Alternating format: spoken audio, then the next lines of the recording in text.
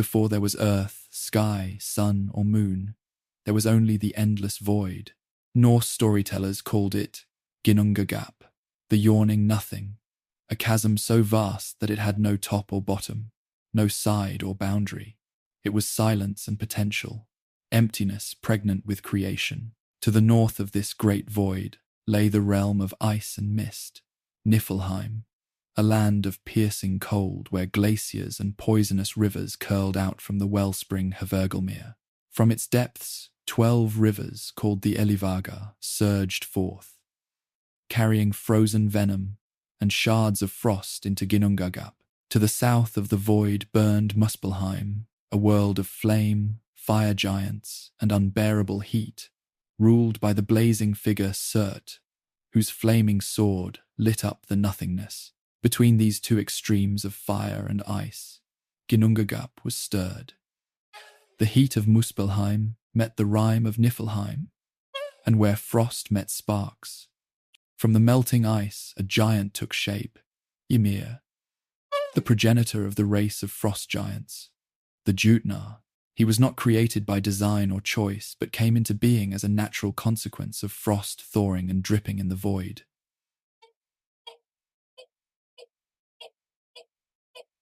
But Ymir did not exist alone.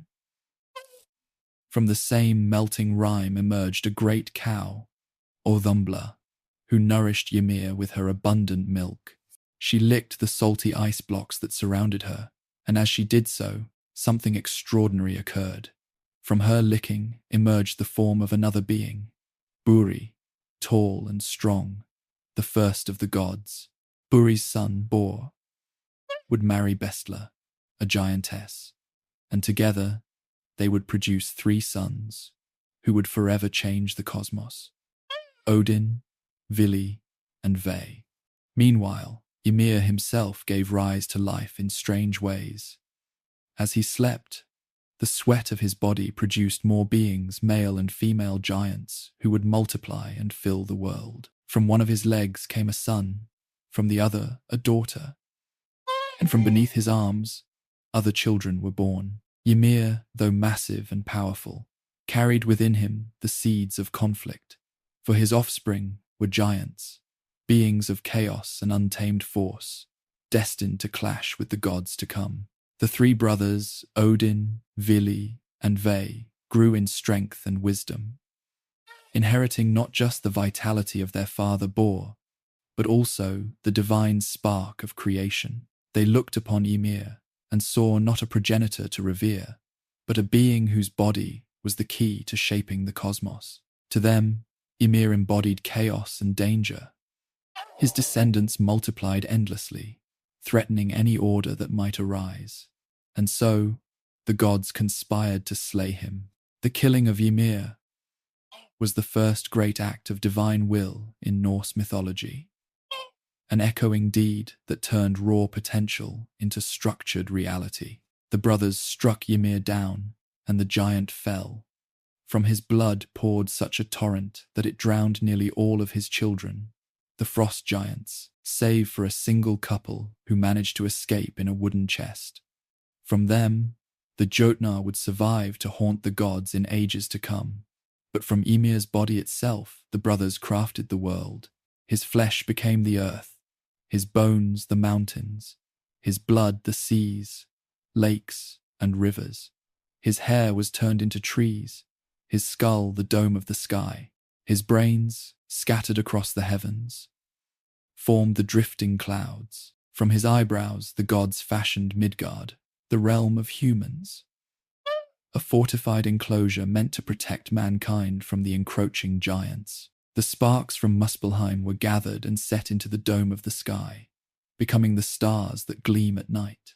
Thus, from death came life, from destruction creation. But the world they shaped was not a simple flat plane.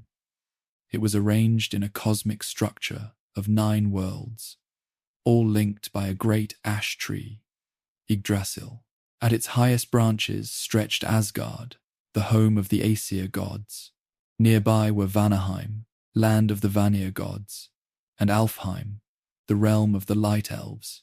Midgard lay in the middle, the world of men, surrounded by a great ocean, inhabited by the serpent Jormungandr, one of Loki's monstrous children. Beneath Midgard stretched Svartalfheim, land of the dwarves, and Nidavellir, the world of dark elves and craftsmen who forged wonders from stone and metal. Jotunheim lay on the outer edges, the rugged and chaotic land of the giants, and deep below all, in darkness, stretched Hel, realm of the dead, ruled by the grim goddess Hel. At the roots of Yggdrasil itself lay Niflheim and Muspelheim, the primal forces of cold and fire that continued to shape existence.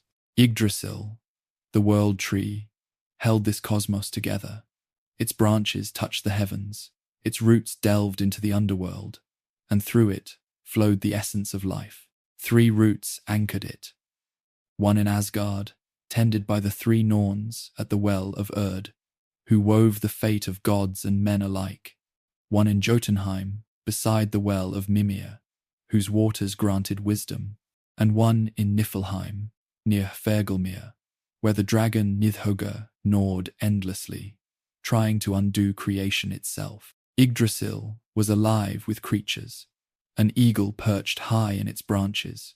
A squirrel named Ratatosk scurried up and down, carrying insults between the eagle and the dragon, and stags grazed upon its leaves. This living tree was the axis of the Norse cosmos, both magnificent and fragile, constantly threatened by decay, yet enduring through ages.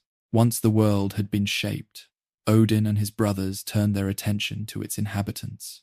Along the seashore, they found 2 logs of wood. From these simple shapes, they breathed life into the first humans. Odin gave them spirit and breath. Vili bestowed understanding and movement, and Ve granted them speech and form. The man they named Ask, after the ash tree, and the woman they named Embla.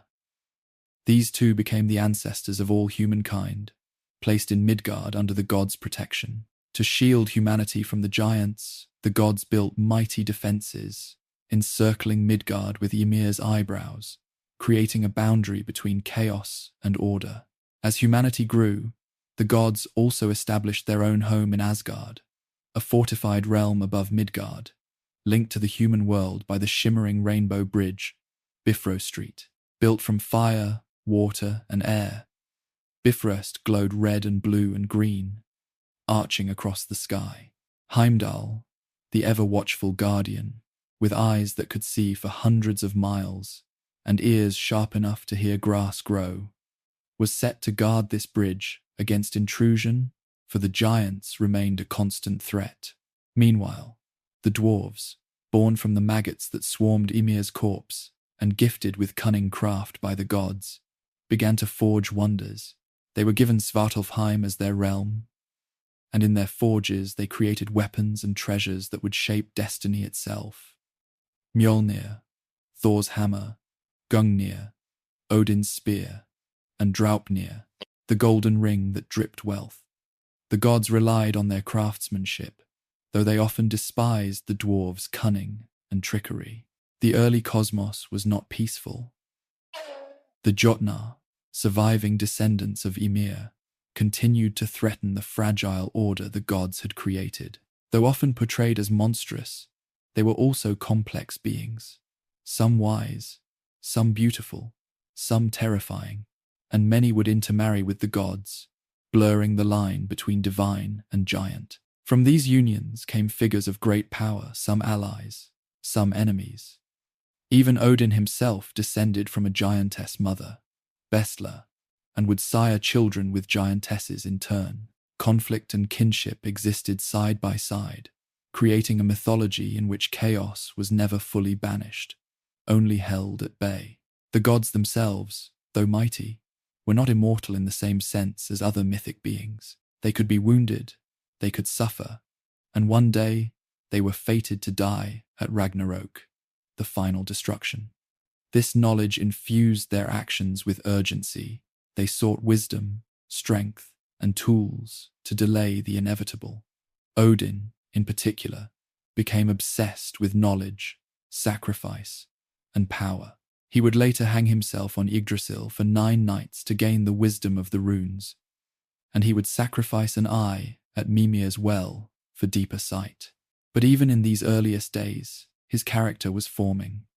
A relentless seeker, a manipulator, a father of gods and men who knew the world was doomed yet fought to preserve it. Thus, the first age of the Norse cosmos was established. From nothingness came fire and ice. From fire and ice came Ymir. From Ymir's death came the world. And from the gods' gifts came humanity. It was a cosmos of cycles. Creation born from destruction, order arising from chaos, life emerging from death. And though the 9 worlds were now in place, the stories were only beginning, the tales of gods and giants, of battles and bargains, of love and betrayal that would carry forward until the twilight of the gods. The new world was alive with possibilities, but it was also fragile. The gods, having shaped the realms, now sought to organize their own existence within it.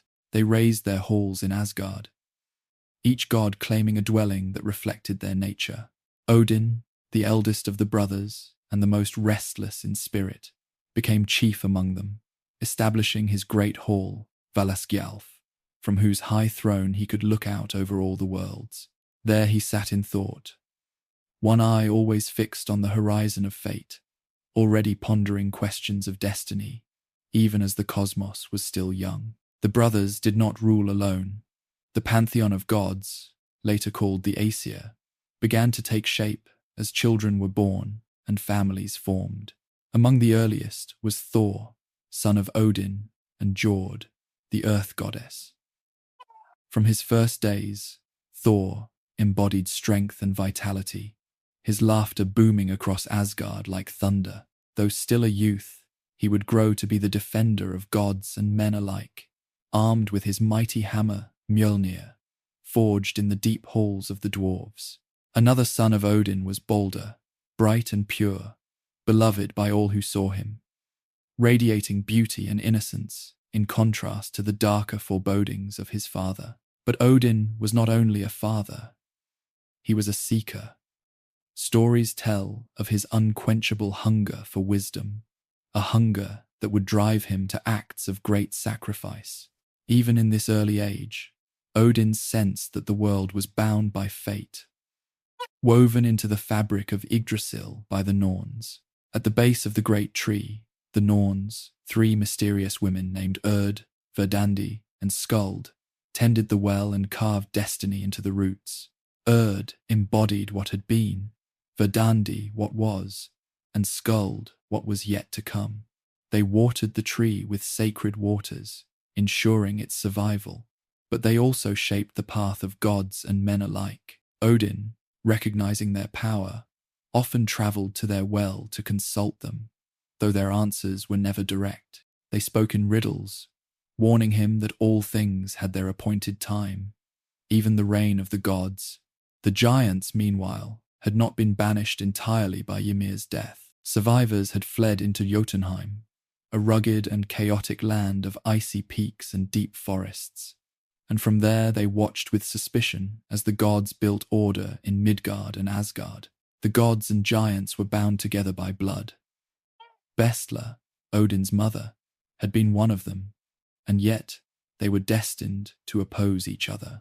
The giants represented the forces of wildness and untamed nature, ever threatening to undo the order the gods had imposed.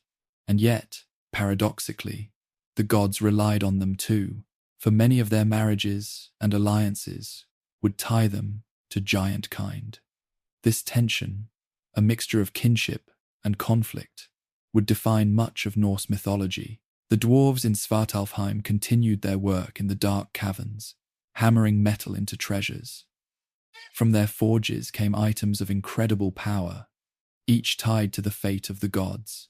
They created Sif's golden hair to replace what Loki had mischievously cut. They forged Freya's ship Skidbladnir that could fold into a pocket, yet carry an entire army. And they shaped Draupnir, the golden ring from which wealth would multiply. Most importantly, they produced Mjolnir, Thor's hammer, which, though imperfect in form its handle, short because of Loki's interference, became the most feared weapon in existence. With Mjolnir, Thor defended the gods from giants, hurling bolts of lightning and shaking the earth with his blows. Even in these first ages, Loki's shadow appeared. Born of giants but counted among the gods, Loki was charming, clever, and unpredictable. He was a companion of Odin, a trickster who brought both mischief and aid.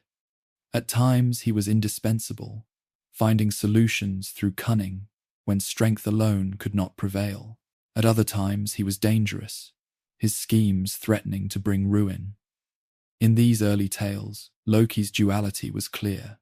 He was both ally and betrayer, a reminder that chaos always lurked at the edge of order. Life among the gods was not endless leisure. They worked to maintain the balance of the worlds.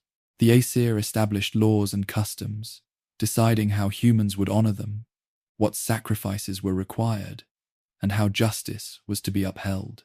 They also wove bonds of hospitality and oath-making. For in a cosmos so fragile, promises were sacred. Oaths sworn on sacred rings, or weapons bound gods and mortals alike. And breaking such an oath carried grave consequences. The gods also prepared for war. Though they had built Asgard's great halls, they knew giants and darker forces plotted against them. Odin gathered to himself the mightiest warriors of Midgard, heroes who fell in battle.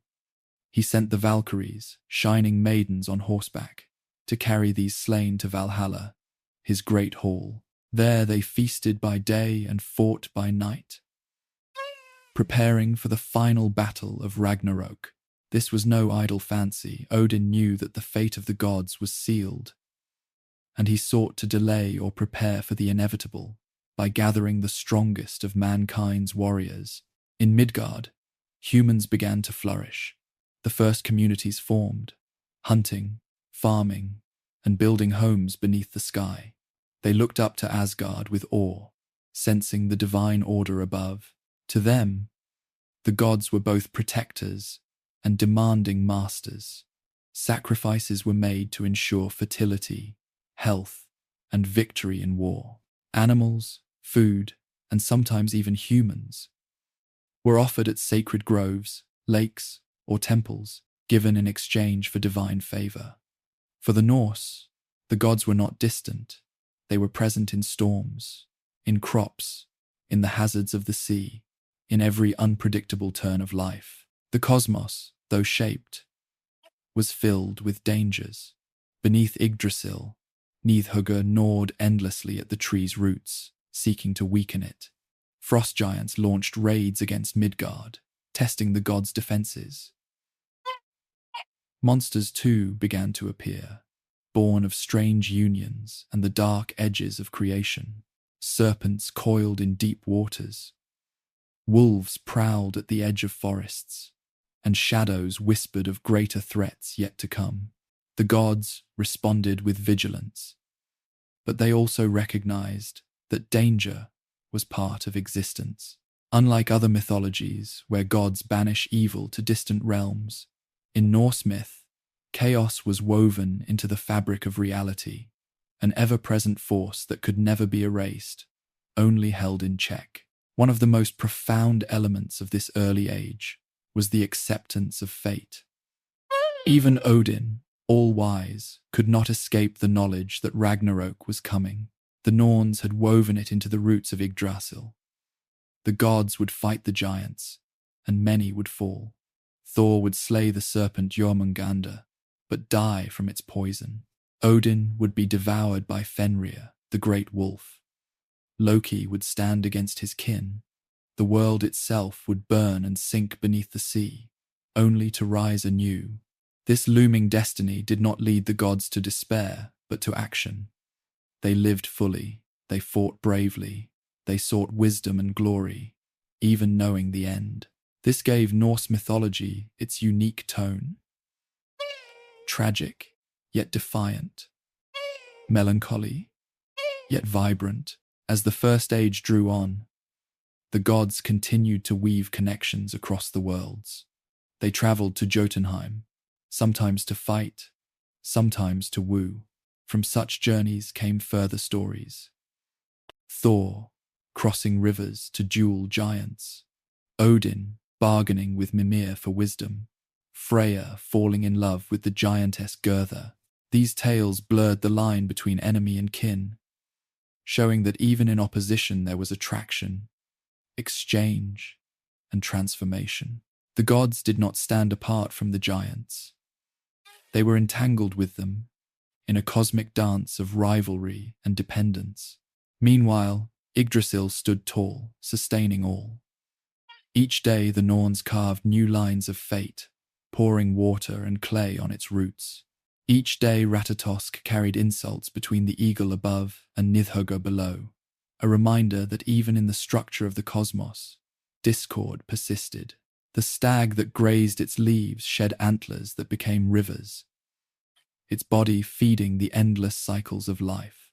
The tree was both strength and vulnerability, a symbol of the Norse view that all things endured only through constant struggle against decay.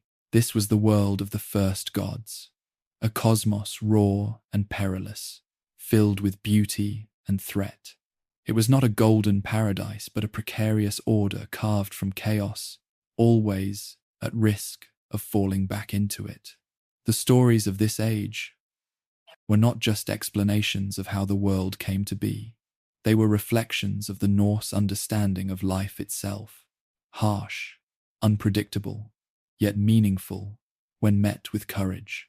As the Aesir gods settled into their halls and began to impose order on the cosmos, another group of divine beings stirred beyond their borders. These were the Vanir, gods of fertility, wealth, and the natural cycles of the earth, where the Aesir embodied war, wisdom, and sovereignty. The Vanir embodied growth, prosperity, and desire. For a time, the two groups existed apart, their domains separate, but suspicion grew. Each group thought the other dangerous and untrustworthy, and the first great war of the gods erupted. The war between the Aesir and the Vanir was long and destructive, shaking the foundations of the nine worlds. Spears flew, fire consumed halls, and magic, as old as creation itself, was unleashed. The Vanir were skilled in Seether, a kind of sorcery that bent fate and manipulated the hidden threads of the cosmos.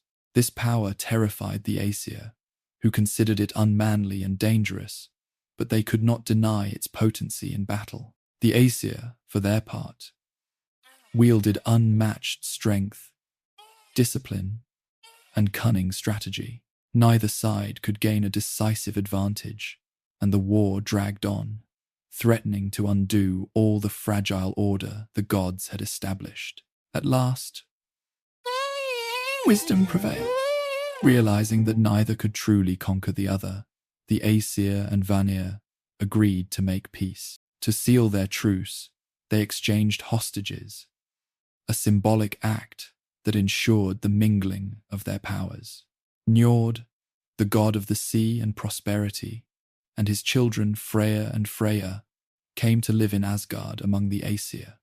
In return, the Aesir sent Hoenir and Mimir to dwell among the Vanir. This exchange forever altered the pantheon.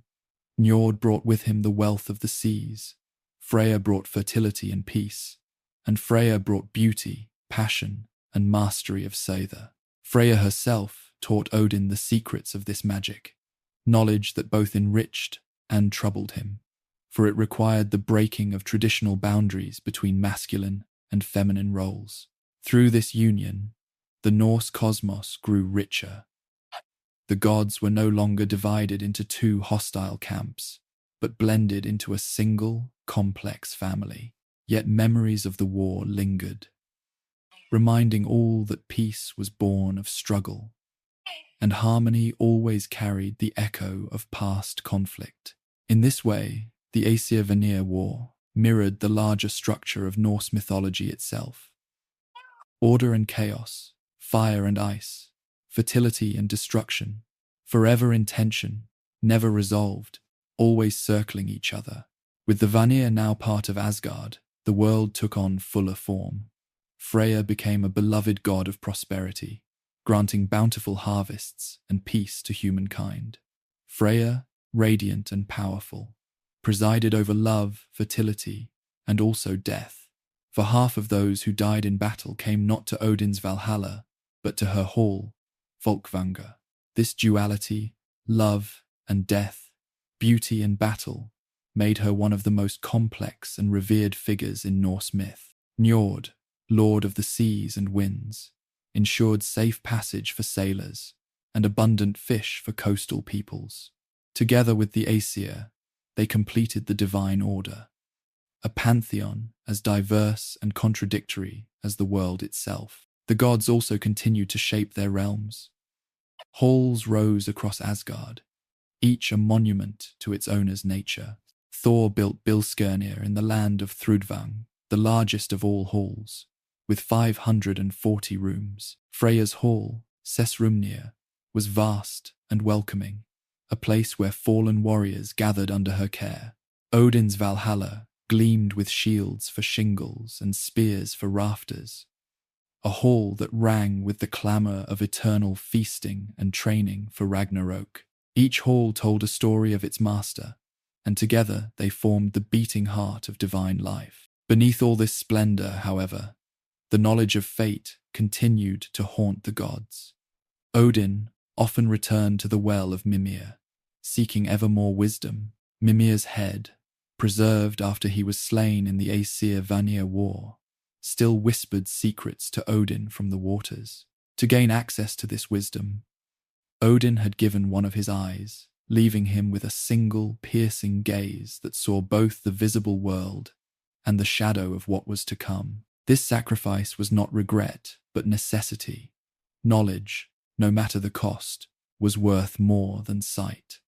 Odin understood that to fight fate, one must first know it. Meanwhile, the bonds between gods and giants deepened in strange and often uneasy ways.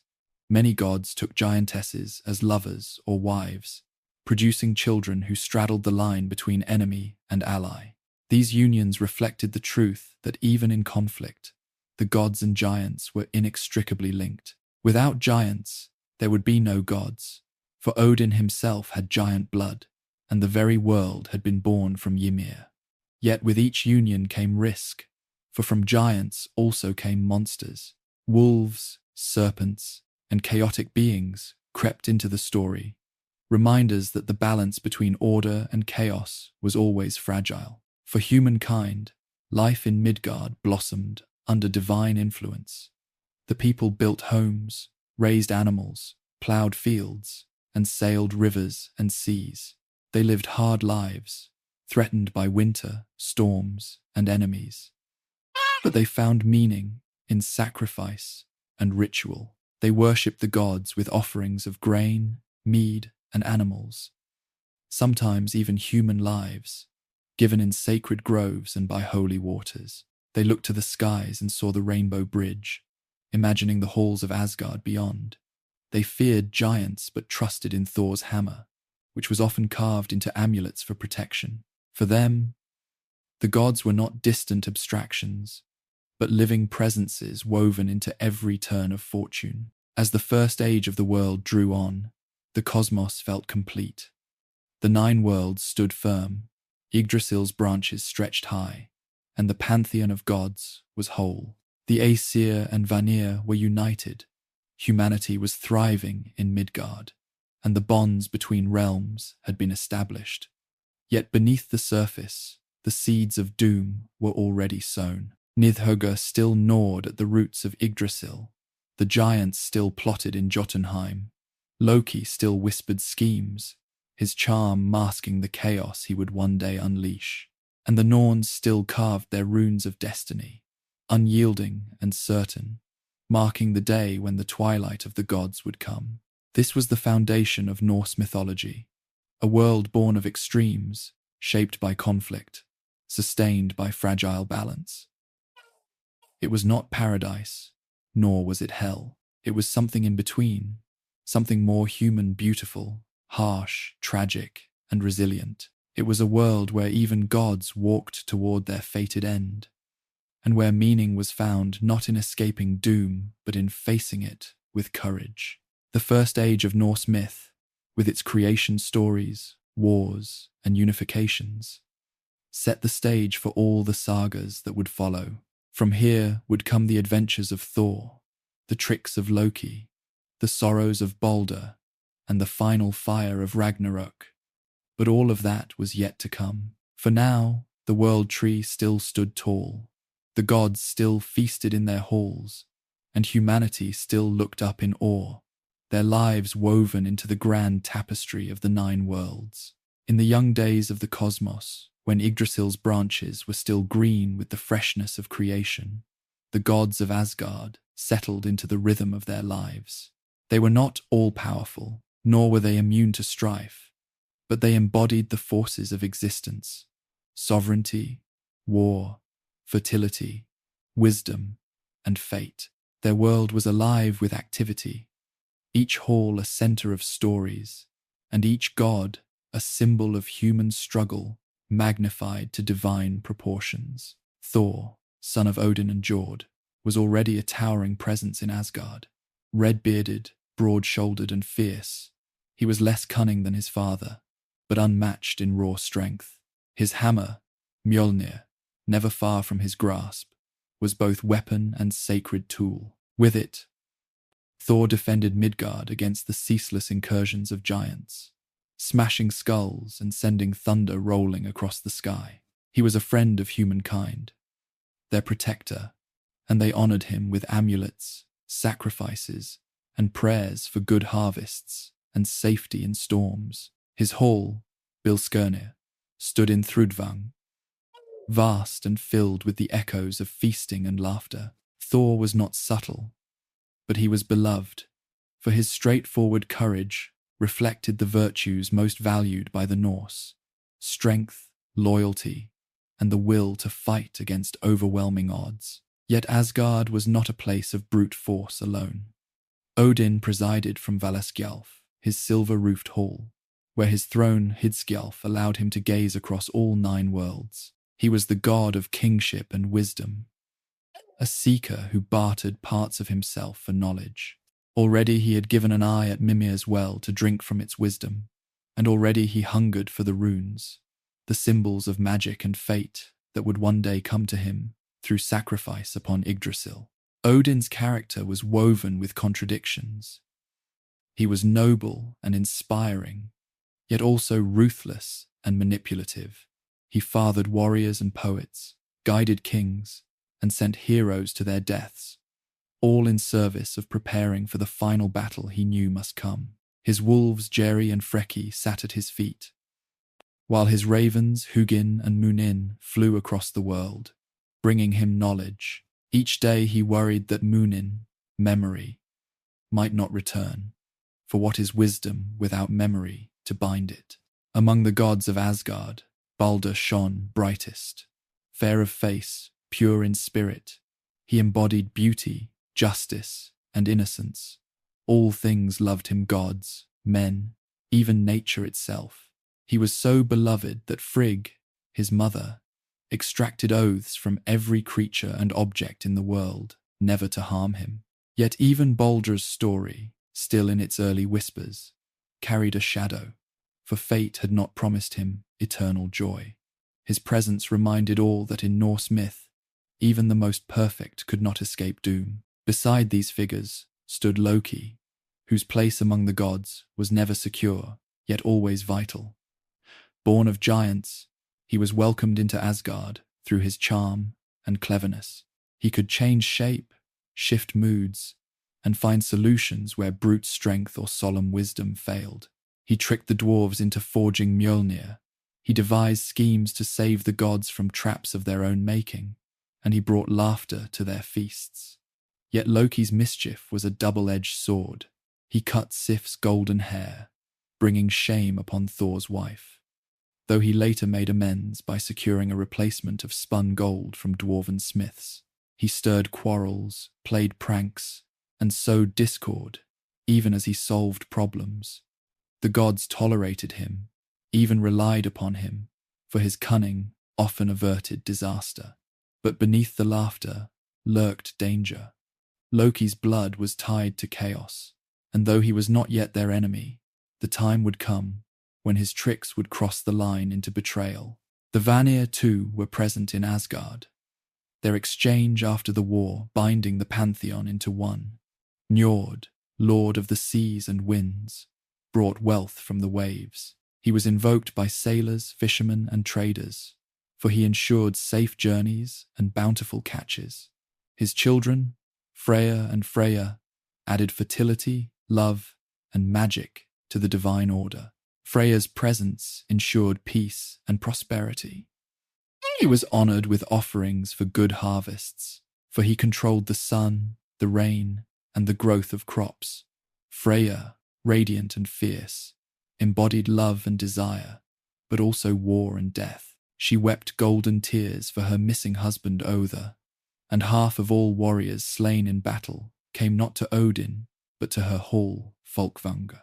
She was also mistress of Seether, the powerful sorcery that wove fate, and she taught Odin its secrets.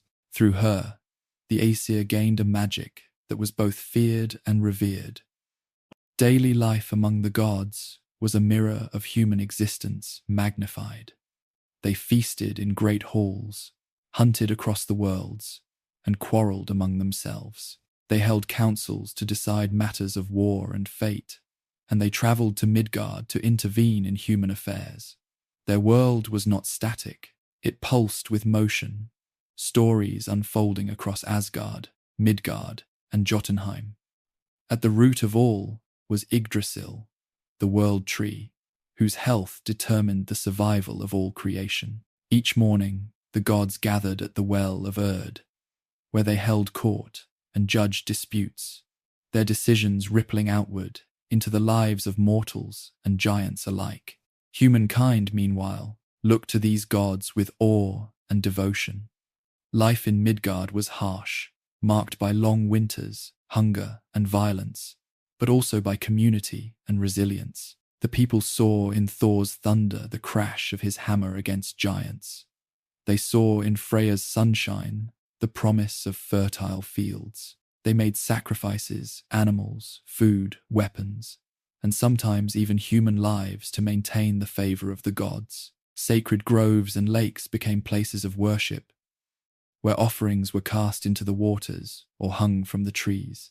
Every oath sworn was taken seriously, for the gods themselves upheld oaths with terrible vengeance against those who broke them. The giants of Jotunheim remained restless, their hostility never fully quelled. They envied the gods' order, and they hated the boundaries set between realms. Giants challenged the gods through cunning, as often as through brute strength. Some giants sought to steal treasures, others to test the gods in contests of wit or endurance. At times they succeeded, at other times they were defeated, often through Thor's strength or Odin's cunning. Yet, even in their opposition, the giants were necessary. They embodied the wild forces of nature, storms, floods, mountains, and forests that could never be fully tamed. Without giants, the gods would have no enemies to guard against, no challenges to prove their worth. As these stories unfolded, the seeds of later doom were already sown. Fenrir, the great wolf, was born of Loki's bloodline, growing each day in strength and hunger. Jormungandr, the serpent, was cast into the seas of Midgard, where he grew so vast that he encircled the world and bit his own tail. Hel, half living and half dead, ruled her shadowy realm, taking in those who died of sickness or old age. These beings, children of chaos, were tolerated for a time, but their presence reminded the gods that their power was not absolute. They had enemies not only outside their walls, but within their own bloodlines. In this age, the gods still enjoyed vitality and strength, and the world was filled with tales of their exploits. Thor journeyed into Jotunheim to duel giants, sometimes outwitted but never truly bested. Odin roamed the worlds in disguise, testing mortals and gathering wisdom, his eye ever on the future. Freya fell in love with the giantess Gertha, offering up his sword, a choice that would later cost him dearly. Loki schemed and laughed, always slipping between ally and threat, and humanity, small but growing, played its role as both the children and worshippers of these gods, caught between awe and fear. The Norse cosmos at this stage was vibrant, balanced between creation and destruction, order and chaos. The 9 worlds were alive, each with its own character and dangers, all connected by Yggdrasil. From the eagle at its crown to the dragon at its root, from Asgard's shining halls to the mists of hell, existence was woven into a tapestry rich with struggle and meaning. This was no paradise of eternal peace, but a living world, fragile, magnificent, and doomed to end. Yet within that inevitability lay its power. The Norse gods, knowing their fate, chose to live boldly, to fight fiercely, and to weave stories that would outlast even their destruction. The bond between gods and giants, though fraught with hostility, also produced stories of contest and cunning that shaped the early ages. Thor, more than any other, became the champion who defended Asgard and Midgard from the threats of Jotunheim. His adventures carried him far across the 9 worlds, testing his strength, his wits, and sometimes his patience. One such tale tells of his journey with Loki and a pair of companions to the stronghold of Loki, a giant renowned for his tricks. Along the way, Thor's hammer weighed heavily at his side, ready for battle. But what awaited him was not simple combat, but a series of riddles and contests designed to humble even the strongest of the gods. In Loki's hall, Thor was challenged to feats that seemed simple, but proved impossible. He was asked to lift a cat from the floor. Yet no matter how hard he strained, he could only raise one of its paws. He was asked to drink from a horn, but though he drank deeply, the level never seemed to lower. He wrestled with an old woman, yet he could not defeat her no matter how long they grappled. Only later did Thor learn the truth. The cat had been the Midgard serpent, so vast that it encircled the world. The horn had been filled with the ocean, and his drinking had caused the tides themselves. The old woman was old age, and no one could overcome her. Though Thor had not won, his feats had shaken the very fabric of the world, and the giants trembled at his power.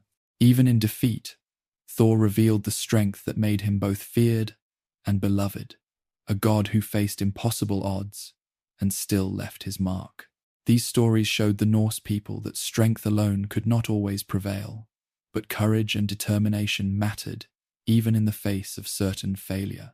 Thor's hammer was not just a weapon, but a symbol of resistance, of standing firm against forces larger than oneself.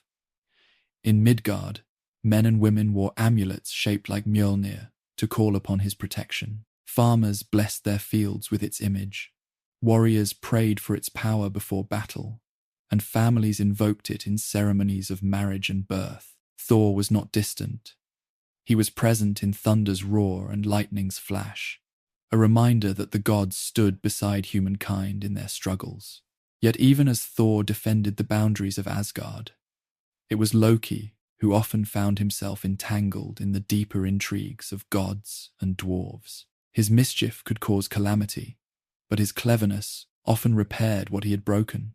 One famous tale tells of how he cut the golden hair of Sif, Thor's wife, leaving her shamed and furious. Thor threatened to break every bone in Loki's body unless he found a way to restore what he had destroyed.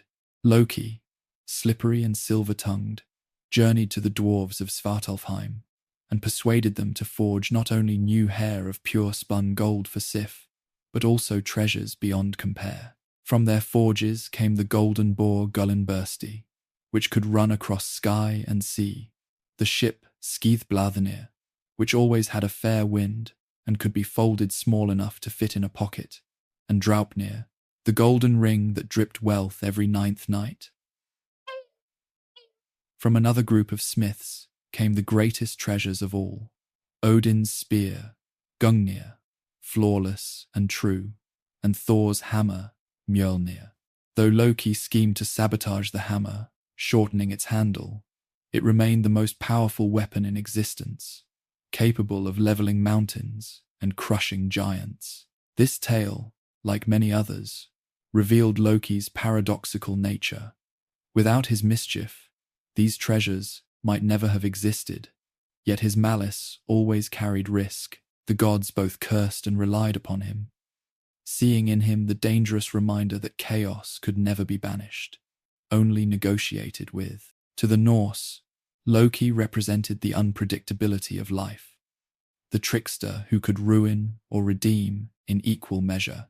While the gods lived their stories in Asgard and Jotunheim, humanity continued to weave its own existence in Midgard, bound to the cycles of the seasons and the will of the divine.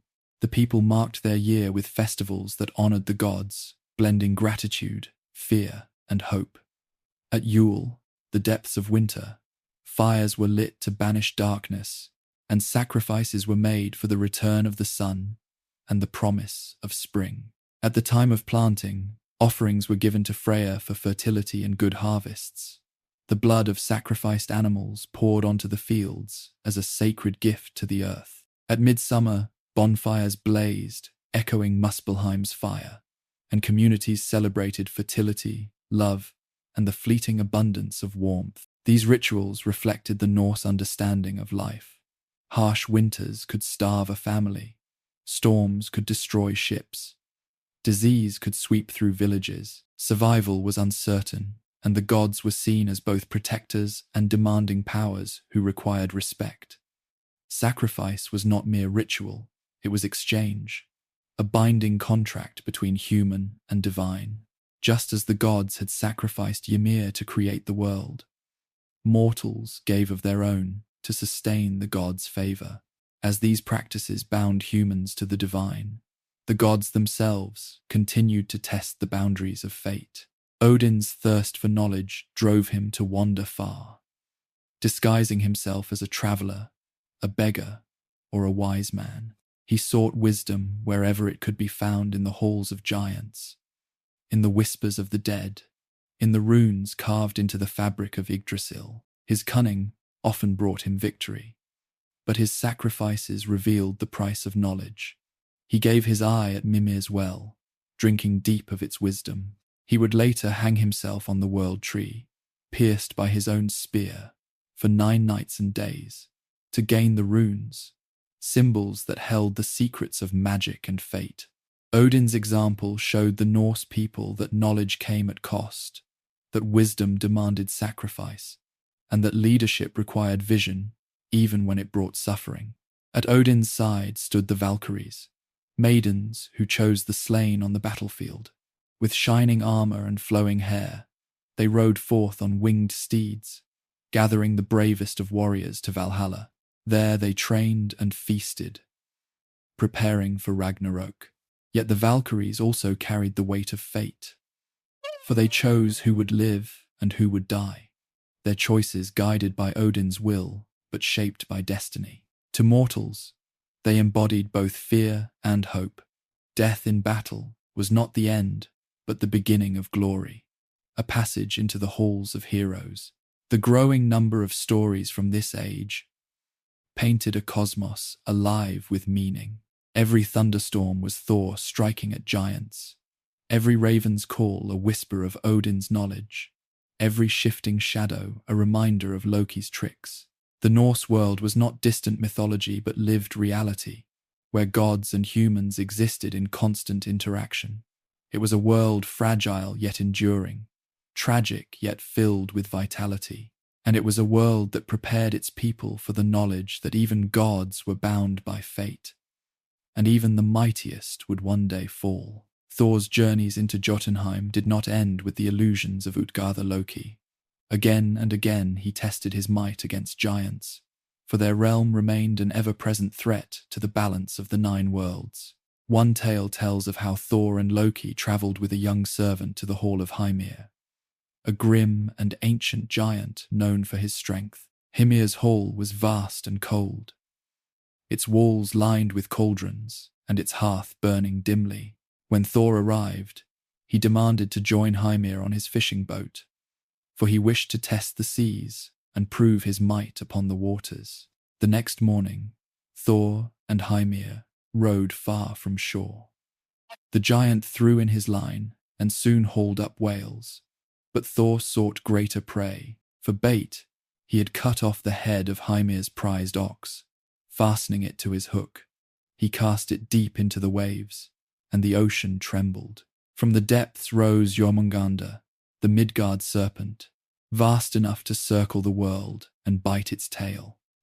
The serpent struck, and Thor seized it, planting his feet so firmly that his strength shook the boat. The two clashed, Thor pulling with all his might, the serpent thrashing so fiercely that waves crashed and the sky grew dark. Thor lifted Mjolnir, ready to strike the serpent dead. But Hymir, terrified of the doom it might unleash, cut the line. Jormungandr slipped back into the depths, and Thor hurled his fury at Hymir, who cowered. The story spread. Thor had nearly slain the great serpent, but fate decreed it was not yet time. Their final battle would come at Ragnarok.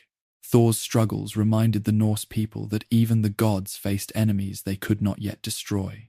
The serpent lay waiting in the ocean depths, and storms at sea reminded sailors of its restless coils. Yet they also knew that Thor had proven his strength, that when the end came, he would meet the serpent face to face, and neither would emerge unscathed. While Thor battled giants, other gods faced trials of love and sacrifice. Freya, the shining god of fertility, peace, and prosperity, looked upon Gertha, a giantess of great beauty. Struck with desire, he fell into melancholy, for he could not reach her without aid. He sent his servant Skirnir as a messenger, giving him gifts to win her heart. But when gifts failed, Skirnir turned to threats, invoking dark magic to force her consent. In the end, Gertha agreed to meet Freya in 9 nights, and their union was celebrated. Yet the price was steep. In his longing, Freya had given away his sword, a blade that could fight on its own, unmatched in battle. Without it, he would one day stand vulnerable at Ragnarok. The story of Freya and Gertha revealed the duality of love, its joy and its peril, and reminded listeners that desire often carried consequences that could not be undone. As the gods lived their stories, the threads of fate were woven by powers older even than Odin. The Norns, 3 sisters who dwelled by the well of Urd at the base of Yggdrasil, shaped the destiny of gods and mortals alike. Urd embodied what had been, Verdandi what is becoming, and Skuld what shall be. Each day they watered Yggdrasil with sacred waters, keeping the world tree alive even as it trembled with the weight of creation. They carved runes, weaving fate into every life, and not even Odin could fully escape their decrees. Though the gods were mighty, they were bound by destiny, and in Norse belief, to struggle against fate was futile. Yet to face it with courage, that was glory. The presence of fate added gravity to the tales of the gods. Baldr's perfection shone brighter, knowing that he was doomed. Thor's strength seemed more poignant, knowing that he would meet his end against the serpent. Odin's wisdom felt sharper for his awareness that knowledge could not save him. The Norse people, hearing these stories, understood their own lives reflected in the gods. Harsh, brief, and fated to end, yet filled with meaning, through courage, kinship, and honor. Even the daily lives of the gods carried foreshadowings of doom. Loki's mischief, once tolerated, grew darker. His offspring, Fenrir the wolf, Jormungandr the serpent, and Hel of the underworld, were harbingers of chaos. The gods bound Fenrir with fetters, but he broke them all until they tricked him with a magical ribbon forged by dwarves from impossible ingredients. The sound of a cat's footsteps, the beard of a woman, the roots of a mountain, the sinews of a bear, the breath of a fish, and the spittle of a bird. Fenrir, suspicious, demanded one of the gods place a hand in his jaws as a pledge of good faith. Tyr, the brave, agreed, and when Fenrir found himself bound and could not escape, he bit off Tyr's hand. They had postponed destruction, not prevented it. Fenrir would remain bound until the end of days, when he would break free and devour Odin himself. The gods' struggles with Loki's children echoed the larger truth of their world, that chaos could not be destroyed, only delayed. Order was fragile, and even bonds forged by magic and sacrifice would one day snap. Still, the gods celebrated their victories, held their feasts, and fought their battles. For to live was to fight against the inevitable. As Part 2 draws to a close, the world of the gods stands vibrant yet precarious. Thor has shown his unmatched courage, though he cannot yet slay the serpent. Loki has brought treasures and treachery in equal measure. Freyr has gained love but lost his weapon, leaving his fate sealed. The Norns continue to weave their threads, indifferent to the struggles of gods and mortals alike. And in the shadows, doom grows nearer, though its time has not yet come. The Norse people listening to these tales would have felt the tension beneath the beauty. The gods were powerful, but not eternal. They, like men, were bound by fate, and yet that was their greatness, that knowing their end, they still lived with passion, fought with valor, and gave meaning to the fragile span of existence. The cosmos was alive with stories, and every thunderstorm, every crashing wave, every flicker of fire told another piece of the great tapestry woven beneath Yggdrasil's branches. The bright days of Asgard were never free of shadows, and though the gods feasted, laughed, and carried on their quarrels and adventures, fate worked silently beneath the surface of their lives. It was Balder, the Shining One, whose doom first revealed itself most clearly. Beloved of all, he was fairer than the morning sun, kind to all who knew him, and his presence brought joy wherever he went. Yet one night Balder was haunted by dreams dark, heavy, and foreboding. In them he saw his own death, shadows closing over him, and a silence so deep that no dawn followed. He woke troubled, and soon Asgard itself trembled with unease, for the dreams of a god were not idle fancies but warnings of fate. Frigg, his mother, was seized with dread. She could not bear the thought of losing her son, the most beloved of all her children. She resolved to prevent the dream from becoming reality. For though the Norns wove fate, she believed love might still bend its threads. She travelled across the 9 worlds, securing promises and oaths from every living thing, every stone, every plant, every creature, every element, that they would never harm Balder. Fire swore, water swore, iron swore, stones swore, animals, birds, diseases, and poisons all pledged not to hurt him. When she returned to Asgard, she declared that her son was safe, that nothing in all creation would lift a hand against him. The gods, reassured, turned fear into play. They made sport of Balder's invulnerability, hurling stones and spears, striking him with swords, casting heavy objects at him, laughing as all slid away harmlessly. He stood untouched, smiling, radiant, the center of a game that seemed to prove the triumph of love and will over death. Yet Loki watched, and in his heart, envy and malice stirred. He could not bear the perfection of Balder, nor the adoration that surrounded him. To Loki, the harmony of Asgard was a mockery, and he sought the flaw in Frigg's great web of oaths. Disguised as an old woman, Loki went to Frigg and spoke softly, asking whether all things had truly sworn never to harm Balder. Frigg, weary and trusting, admitted that she had overlooked one thing, the small plant called mistletoe, too young, too harmless, too insignificant to be asked. It seemed trivial, a detail not worth her attention. But to Loki, it was enough. He left her side with a wicked smile, and from the earth he plucked a sprig of mistletoe, shaping it into a dart. Back in Asgard, the gods continued their sport, hurling weapons at Balder. Loki approached Hother, Balder's blind brother, who stood apart, excluded from the game. Loki feigned sympathy and said, "Why do you not honor your brother as the others do?" Hother replied that he could not see, nor did he have a weapon to throw. Loki pressed the dart of mistletoe into his hand and guided his aim.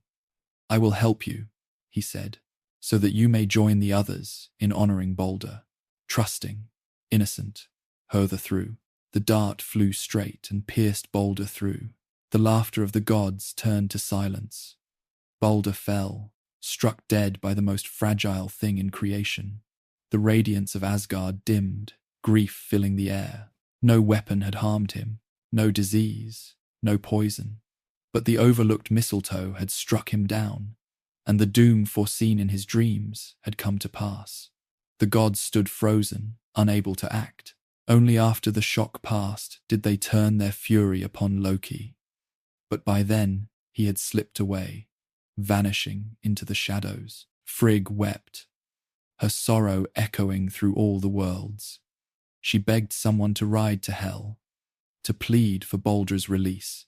Hermother, brave son of Odin, mounted Sleipnir, the 8-legged horse, and rode for 9 nights and 9 days through dark valleys, across rivers of ice, past gates of iron, until he reached Hel's hall.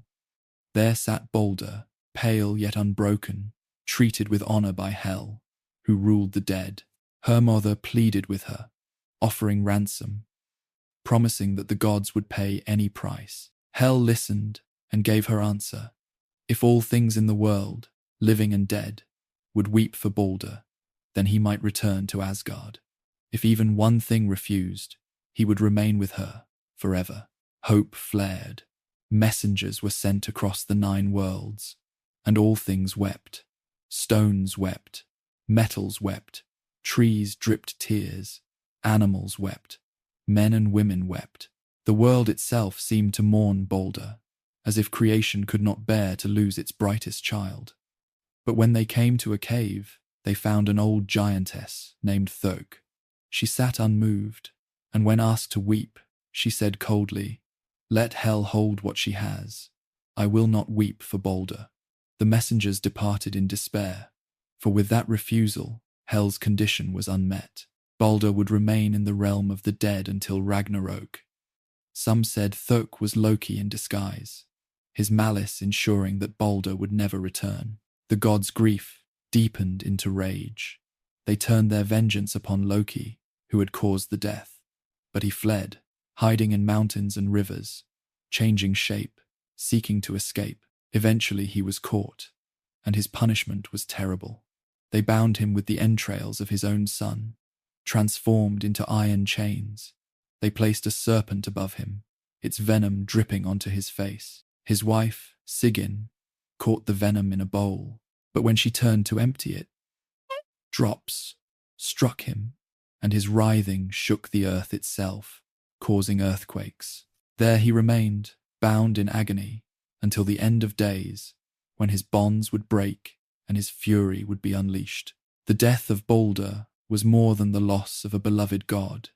It was the first great crack in the order of Asgard, the moment when harmony broke and fate surged forward. The gods had tried to cheat destiny, but they had failed, and in their failure, the path to Ragnarok began. From then on, their laughter seemed quieter, their feasts less merry, their victories less certain. They knew that if Balder could die, none of them were safe. To the Norse people, this story carried profound weight. It was not simply about jealousy or betrayal, but about the inevitability of death. Even the purest, the most beautiful, could not escape it. Balder's fall reminded them that life was fragile, and that love, though powerful, could not always save. It showed them that fate, once spoken, would always find its path, no matter how desperately one tried to resist. And yet, within the grief, there was meaning. Baldur's presence in hell did not vanish but waited, for prophecy said he would return after Ragnarok to reign over a new world born from fire and ash. His death was a wound, but also a promise that destruction would not be the end. For now, however, the gods bore their sorrow, their unity frayed by mistrust, their future darkened. Loki's betrayal had marked a turning point. He was no longer the mischievous trickster tolerated at their feasts, but the enemy within, whose schemes would one day bring ruin. The gods turned their eyes toward the horizon, knowing that the golden age of Asgard was behind them. Ahead lay the twilight, when bonds would break, wolves would run free, giants would storm the heavens, and the fire of Muspelheim would consume the 9 worlds. The halls of Asgard had never seemed so quiet. Once, laughter had filled them, the ringing of horns and the clashing of games echoing through shining walls. But after Baldur's death, a hush settled over everything. Even when the gods gathered for their feasts, their voices were softer, their eyes shadowed by grief. They remembered the Radiant One, the shining son of Odin and Frigg, and they knew that the world was not what it had been. The shadow of fate lay heavily over them, and though they still rode to battle, judged disputes, and held council, it was as if every act was tinged with the knowledge that their days were numbered. Loki, who had once sat at their side, was now their prisoner, bound beneath the earth with the serpent dripping venom on his face. His screams shook the ground, his writhing making the earth tremble. Mortals felt this shaking and called it earthquakes, but the gods knew it was their former companion, twisted in pain, cursing them with every breath. Sigyn, his faithful wife, knelt by his side, catching the venom when she could. But the torment was endless, and it seemed that Loki's hatred only grew deeper with each drop that touched his skin. He had become something beyond mischief, beyond cunning. He had become the embodiment of betrayal, and all knew that one day his bonds would break. The death of Baldur was the first sign, but others followed. The seers and the Norns whispered of the great winter to come, a winter without end, called Fimbulwinter. 3 years it would last, with no summer between, snow piling high across Midgard, rivers frozen solid, the wind howling ceaselessly through fields stripped bare. Hunger would follow, then madness. Brothers would turn on brothers, fathers on sons, kin against kin, as desperation gnawed away at love and loyalty. This was the first warning that Ragnarok was stirring, that the world was beginning its long collapse. Above, the wolves Skirl and Hati drew closer to their prey. Since the dawn of time, these monstrous offspring of Fenrir had chased the sun and the moon across the heavens. Every day mortals saw them in the sky, always behind but never catching. Yet the gods knew that in the twilight, the wolves would succeed. Skirl would seize the sun, Hati the moon, plunging the world into darkness. Already, the wolves were running faster, their breath staining the air, their eyes burning like coals. The gods saw this and grew uneasy, though they told mortals only fragments of the truth, knowing that fear was a weight too heavy to bear. In Jotunheim, the land of the giants, restlessness stirred. The Jotnar, ancient enemies of the gods, felt the trembling of fate and sharpened their weapons. They whispered of the day when the barriers would fall, when Bifrost, the rainbow bridge, would shatter under their march, and Asgard itself would be stormed. Among them was Surtur, the fire giant of Muspelheim, who waited with his flaming sword, brighter than the sun, ready to set the worlds ablaze. His fire was not like mortal fire, quick to burn and quick to die, but a living flame that devoured without end, a fire meant to consume all things. The gods sought to delay what they could, to fight against the pull of destiny. Restless, wandered farther than ever, seeking wisdom from every source. He bent over runes, he whispered to spirits, he questioned the Norns, but the answers were always the same. Ragnarok would come. The twilight could not be avoided. Still, Odin was not one to surrender. He made preparations, building alliances, calling warriors to Valhalla, where the slain gathered to feast and fight until the final battle. Each day they trained, falling and rising again, their wounds healing, their strength renewed. When Ragnarok came, Odin would lead them, but even he knew in his heart that his path ended in the jaws of Fenrir. Thor, strongest of the gods, gripped his hammer Mjolnir tighter, as if its weight could steady the shaking of his soul. He too had heard the prophecies, and he knew his fate, to battle Jormungandr, the world serpent, son of Loki, who lay coiled in the depths of the sea, encircling Midgard with his massive body. They had clashed before, when Thor had sought to fish him from the ocean, but the serpent had slipped away.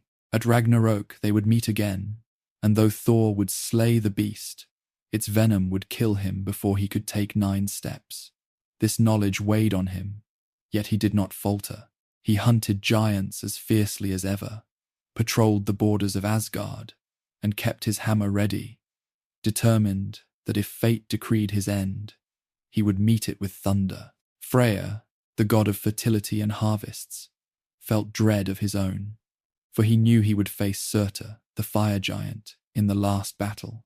Once, Freya had given away his sword, a weapon that could fight by itself, in exchange for the hand of the giantess Gertha, whom he loved. Without it, he would be vulnerable, and though he would fight bravely, Surtur's flame would consume him. This too was part of the web the Norns had woven, and no gift of the harvest could undo it. Signs multiplied as the years turned.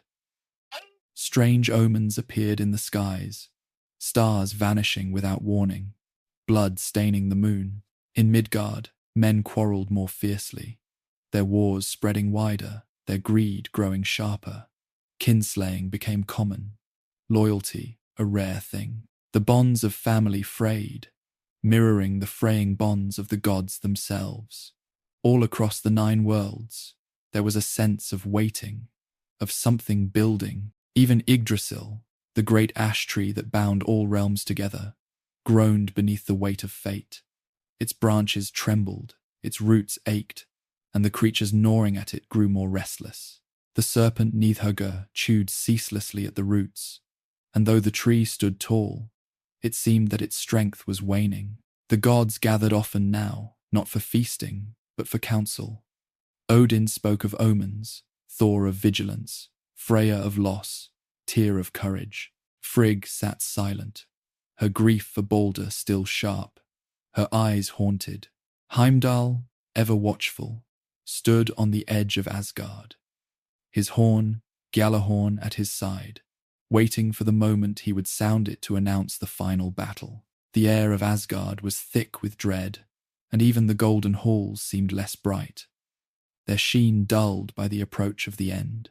Mortals sensed it too, though they did not know its full shape. They saw their winters growing longer, their harvests failing, their quarrels deepening. They looked at the sky and saw the wolves chasing ever closer. They prayed to the gods, but the gods themselves prayed in silence, for they knew the answers were no longer in their hands. Yet still, there was a glimmer of hope, a whisper carried in prophecy. Balder, though dead, would return after the fire, to reign in a new world reborn from ash. The thought was faint, distant, yet it gave the gods something to cling to. They endured their sorrow, bore their fear, and prepared for what must come.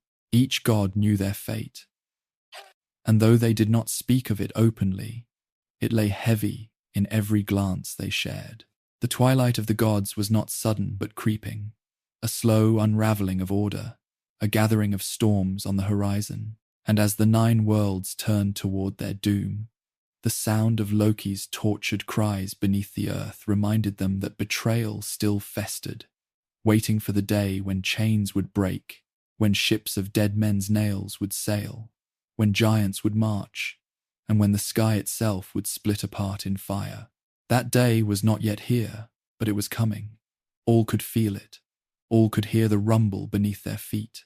The age of Asgard was nearing its end, and the hourglass of fate was nearly empty. The silence before the storm was unlike anything the 9 worlds had ever known. It was not peace, but an uneasy stillness, as though every breath of wind, every murmur of water, every rustle of leaves had paused, waiting. Then the omens grew undeniable.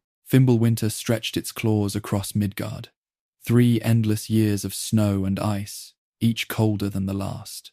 Fields lay barren, cattle starved, and mortals turned on one another in desperation. Brothers fought brothers, fathers killed sons, blood staining the snow that refused to melt.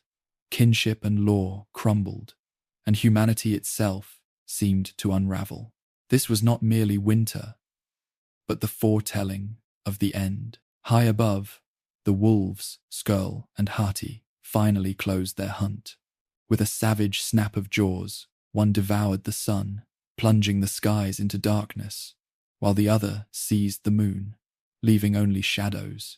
Stars vanished, either falling into Yggdrasil's branches or being swallowed by the encroaching void. In that moment, the 9 worlds were lit only by fire and fear, the bonds of the cosmos so carefully woven. It was then that Loki broke free. His chains shattered, his writhing at last unbound, and with him came vengeance. His eyes burned with hatred for the gods, his laughter twisted into something that shook the roots of Yggdrasil. Beside him rose his monstrous children, long prophesied and long dreaded. Fenrir, the great wolf, snapped his chains with a roar that split mountains, his mouth gaping so wide it could swallow the earth and sky together. Jomungandr, the world serpent, uncoiled from the sea, rising in fury, his body encircling Midgard as waves towered higher than mountains, drowning coasts and cities alike. Naglfar, the ship of dead men's nails, creaked loose from its moorings, its grotesque hull formed of the unburied fingernails and toenails of the dead, with Loki at its helm, and Hel, his daughter, marshalling her legions of the dishonored dead. The ship sailed from Niflheim toward Asgard. In Muspelheim, the fire giant Surtur strode forth, his sword blazing brighter than the sun had ever shone. With each step, the ground turned molten, rivers of flame spilling into the world. Behind him marched legions of fire giants, their armor glowing, their weapons dripping sparks. They advanced toward Bifrost, the rainbow bridge, which shimmered and groaned under the weight of destiny. Heimdall, ever watchful, raised Gjallarhorn to his lips, and the sound of the horn rang across all worlds, so loud that even the dead stirred in their graves. It was the signal all had awaited. The call to arms. Ragnarok had begun. The gods armed themselves, each knowing their fate yet refusing to turn away. Odin donned his golden helm and mounted Sleipnir, his 8-legged steed, spear Gungnir gleaming in his hand. Thor lifted Mjolnir, his hammer crackling with thunder, his red beard bristling as he strode into the storm. Tyr, one-handed but unbowed, drew his sword to face the hound Garma, guardian of Hell's gates. Freya, without his sword, took up a stag-horn blade, knowing he would march to his death against Surtur. Freya, fierce and terrible, gathered her Valkyries, their wings black against the fiery sky. Even the slain in Valhalla rose, their armor shining, their voices thundering as they joined the Aesir for the last time. The battle was chaos, fire and frost colliding, gods and giants clashing with a fury that shook the 9 worlds.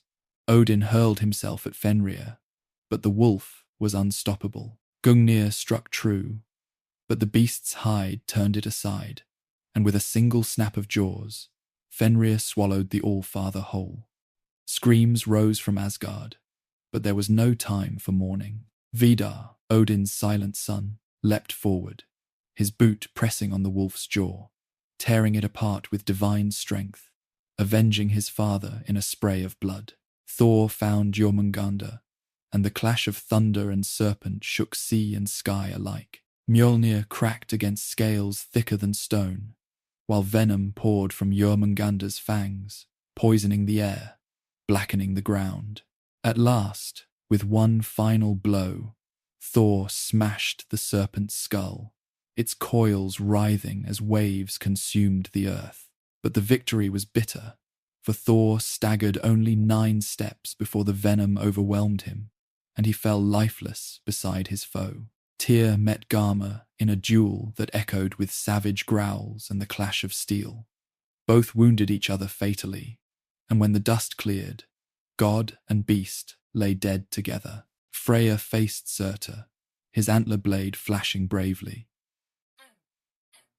But it could not withstand the fire giant's burning sword. In a blaze that blinded gods and mortals alike, Surtur struck him down, then raised his weapon high, setting the world aflame. Elsewhere, Loki himself confronted Heimdall, the ever-watchful. They clashed with hatred sharpened by destiny, each striking, each bleeding, neither giving way. At last they fell together, their deaths locked in mutual destruction.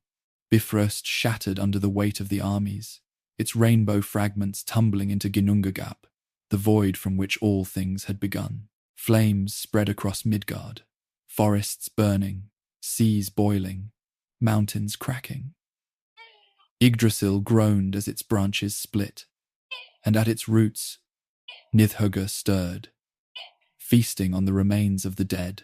The 9 worlds collapsed into one another, boundaries erased by fire and shadow. The sky itself split apart,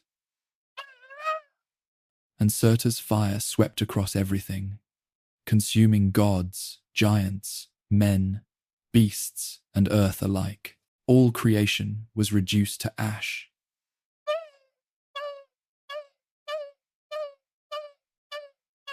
The shining halls of Asgard falling silent. Yet even as the fire roared, something stirred in the ashes. The prophecy of the seers had spoken not only of destruction, but of renewal. From the smoke and flame, the world began again. Earth rose from the sea, green and fresh, mountains lifting from the waves, fields blossoming without sowing. The sun, though devoured, had left behind a daughter, brighter than her mother, who now rose into the sky to give light once more. From the ruins of the gods came survivors. Vidar and Vali lived, avenging their father and bearing strength into the new world. Modi and Magni, Thor's sons, emerged carrying their father's hammer, Mjolnir, its thunder still ready to protect. Hoenir walked the new earth as well, his fate less clear, but his wisdom intact. From hell returned Balder, shining once more, no longer shadowed by death, joined by his blind brother Hother, reconciled after tragedy. Together they would rule the new world, their halls rebuilt, their voices gentle where once there had been wrath. 2 mortals, 2 survived, Lif and Lifthrasir, hidden in the shelter of Yggdrasil's branches, nourished by its dew during the fire's fury. From them humanity would begin again, renewed and cleansed of the bloodshed that had ended the old age. They stepped into the green fields of the reborn Midgard, their footsteps light upon fresh earth. The world was not the same, for much had been lost. Asgard no longer gleamed, Valhalla no longer rang with the laughter of warriors. The Aesir and Vanir no longer strode across the heavens, but in their place was something gentler, a world free from the endless cycle of feud and vengeance, a dawn born from ashes.